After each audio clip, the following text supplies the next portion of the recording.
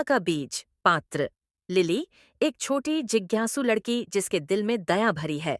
पुराना पेड़, गांव का एक समझदार, बात करने वाला पेड़। ओलिवर, एक शरारती लड़का जो दया का मूल्य सीखता है। पक्षी, जानवर और गांव वाले सहायक पात्र। दृश्य एक, एक शांत गांव जहां बीच में एक खूबसूरत पेड़ है। पक्षी चहचहा रहे हैं, जानवर इधर उधर घूम रहे हैं और गांव वाले अपने काम में व्यस्त हैं। वक्ता नरम आवाज में। एक छोटे से शांत गांव में एक पुराना पेड़ खड़ा था जो अपनी बुद्धिमानी के लिए मशहूर था। लोग कहते थे कि वह इच्छाएं पूरी कर सकता है, लेकिन केवल उनके लिए जिनके दिल दयालु होते हैं। लिली, एक छोटी लड़की, पेड़ के पास उत्साहित होकर आती है। लिली उत्साह से, नमस्ते पुराने पेड़, मेरा परिवार मुश्किल में है और मैं उनकी मदद करना चाहती हूँ। क्या आप मेरी एक इच्छा पूरी कर सकते हैं? पुराना पेड़, कोमल आवाज में, मेरी प्यारी बच्ची, इच्छाएं तभी शक्तिशाली होती हैं जब वे दया से भरी हों। बदले में तुम क्या देने को तैयार हो? लिली सोचते हुए, मैं कुछ भी कर सकती हूँ, मुझे बस उनकी मदद करनी है। पुराना पेड़ मुस्कुराते हुए, तो मैं तुम्हें एक बीज दूंगा, इसे बो और यह तुम्हारी मदद के लिए कुछ अद्भुत उगाएगा। लेकिन याद रखना, दया ही इसकी कुंजी है। पुराना पेड़ लिली को एक चमकता हुआ बीज देता है। लिली घर की ओर जाती है और रास्ते में ओलिवर को देखती है जो एक जानवर को तंग कर रहा है। लिली गंभीरता से, रुको ओलिवर, तुम्हें जानवरों के साथ ऐसा नहीं करना चाहिए, उनके भी भावनाएं होती हैं। ओलिवर हंसते हुए, अरे लिली, ये तो बस मजे के लिए है। लिली अपने बगीचे में बीज बोती है, वह उसे पानी देती है और बीज एक छोटे पौधे में बदल जाता है।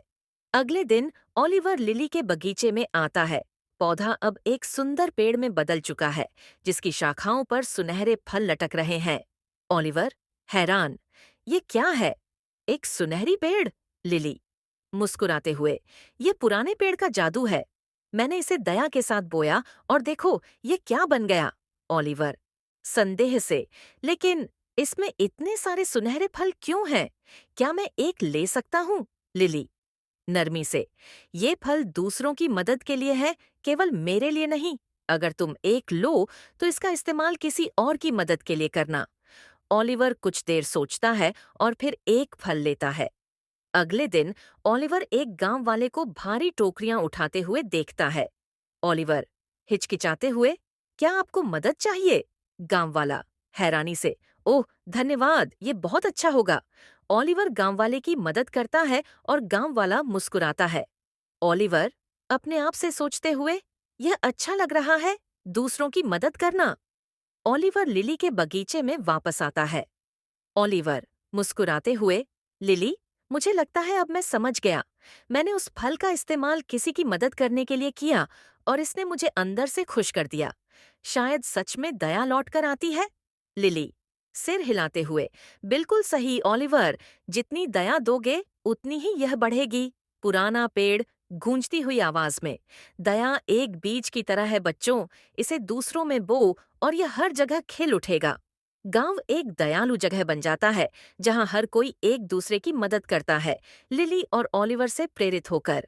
वक्ता और इस तरह लिली की दया पूरे गांव में फैल गई, यहाँ तक कि ओलिवर ने भी यह सीख लिया कि खुद की मदद करने का सबसे अच्छा तरीका है दूसरों की मदद करना। पुराने पेड़ का उपहार हर अच्छे काम के साथ और शक्तिशाली होता गया और गांव खुशहाली में फलने फूलने लगा। कहानी की सीख, दया जब साझा की जाती है तो यह बढ़ती है और तब लौट कर आती है जब आप इसकी उम्मीद भी नहीं करते।